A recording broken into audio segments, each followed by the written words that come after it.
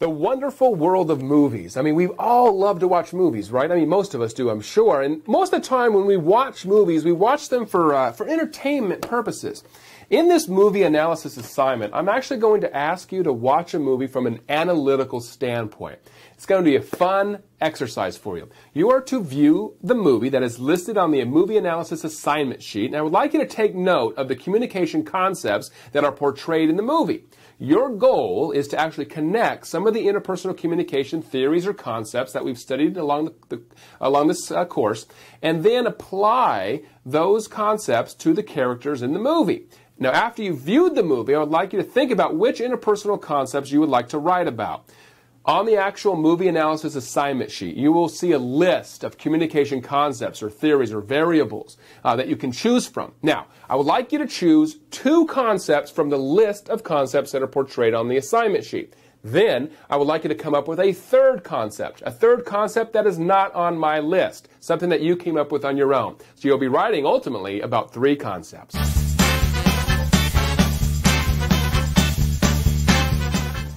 Now, the movie analysis paper is a very formal paper. Sort of think of it as your term paper for our course for this semester.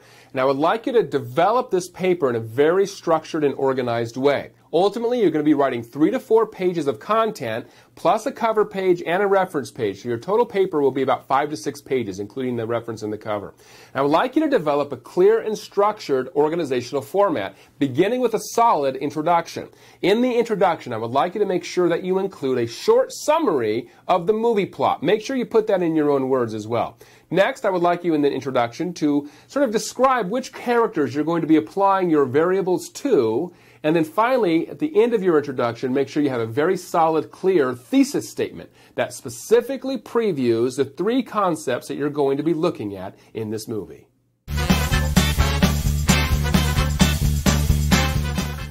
Next, I would like you to fully develop the body of your paper. In the body of your paper, first, I would like you to define and explain each of the 3 concepts or variables that you've chosen first. Next, be sure to cite any sources that you use when you're defining and explaining these concepts or theories or variables. And when you're making those in-text citations, make sure you follow APA style very closely. Now, after you've given the reader a sense of what the interpersonal communication variable or concept is all about, I would like you to apply that variable to the movie.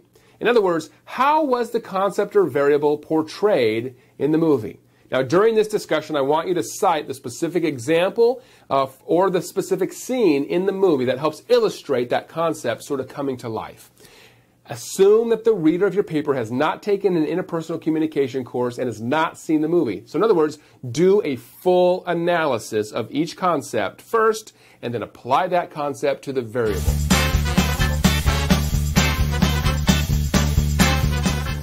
Now for the conclusion of your paper. In the conclusion, just like any other conclusion for a paper, you need to clearly restate the concepts or variables, the main points, that you covered in your paper. And I would like you also to provide closure for this paper. I'd like you to discuss any conclusions you can draw about human nature or about the characters portrayed in the movie that you use as examples. Now let's speak for just a couple of seconds on the formatting on this paper. First of all, obviously the paper needs to be typed. It needs to be double-spaced. You need to use a 12-point Times New Roman font, and you need to include 1-inch margins all the way around. Be sure to include a cover page, and be sure to include a reference page or a works cited page for describing any sources that you use in the paper. Now, in terms of source citations, make sure, again, you follow closely APA style, not only for the in-text citations, but also in the reference page and the cover page. And finally, just to give you a heads up, there is an APA style guide, sort of a quick reference guide that's embedded within our course management system. Should be a good, helpful tool for you.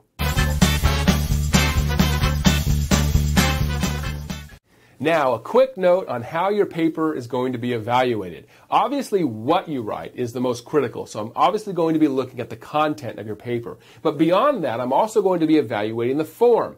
And the form includes things like organization, spelling, grammar, punctuation, clarity of expression, those types of things. In addition, I'm going to be looking at your use of APA style. So, I'm going to look at APA style in the sense of your in-text citations, your reference page, your cover page as well.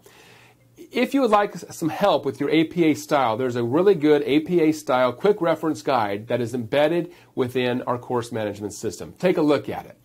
Finally, no late papers will be accepted, so make sure you're turning in your paper on or before the due date. Ultimately, I want you to have a great time with this paper. I'd like you to show me what you've learned in this class so far.